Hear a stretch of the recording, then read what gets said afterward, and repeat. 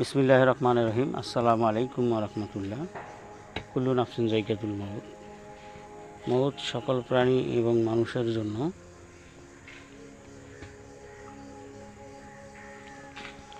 কার কখন মৃত্যু হবে এটা বলা মুশকিল। প্রায় ইফতারির সময় হয়ে আসছে, আমরা কবর করতেছি। তারাবির পর মাটি হবে। পাগলা ভাই কবর করতেছে। তো আপনারা ভিডিওটা দেখবেন এবং বেশি বেশি করে শেয়ার করে দেবেন, সকল মানুষকে থাকার সুযোগ করে দেবেন।